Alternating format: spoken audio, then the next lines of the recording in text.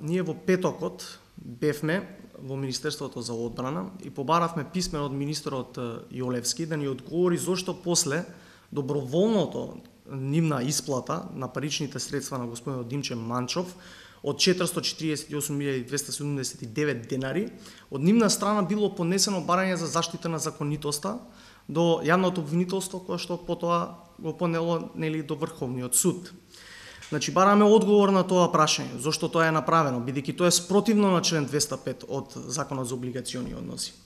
Исто така побаравме писмено да ни биде кажано кое е името на лицето кое што го водел случајот и го чувал 9 години и 8 месеци. Со тоа причинил и несомнена штета на господинот Димче Манчов, 3 пати поголема од колку реалната која што ја добил. Значи, од 448.000 побараното сега со камати е 1.258.741 денар. Од наша страна исто така беше побарано, итно од страна на министерот Јолевски да се стави на седница на влада, како точка на дневен ред, одлука за повлекување на предлогот за извршување. Да очекувате брзо решавање, тоест брз одговор од страна на седницата од владата и судот или? Не можеме за тоа да знаеме, останува да видиме првин дали министерот ќе понесе тоа на седница на влада и како владата ќе одлучи. Тоа е вон веќе наша сила, не можеме да знаеме.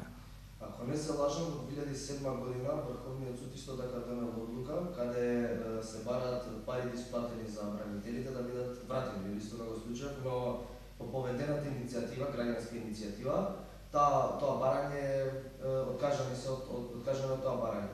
Според овие пресуди, како го оценувате работењето на Врховниот суд генерално и во поглед на бранителите од Билет Браудер?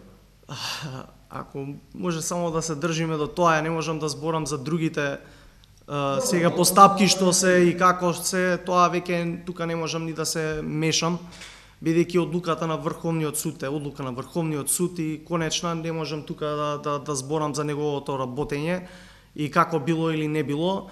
Битно е ние сакаме да знаеме одговор кој бил тој кога веќе биле првично исплатени средствата доброволно од нивна страна од Министерството за одбрана, побарал, значи барање за заштита на законитоста, бидејќи во овој случај се знае, парите му ги дале како што треба, без присила, самостојно и потоа понесуваат барање за заштита на законитоста и Врховниот суд потоа пресудува по него.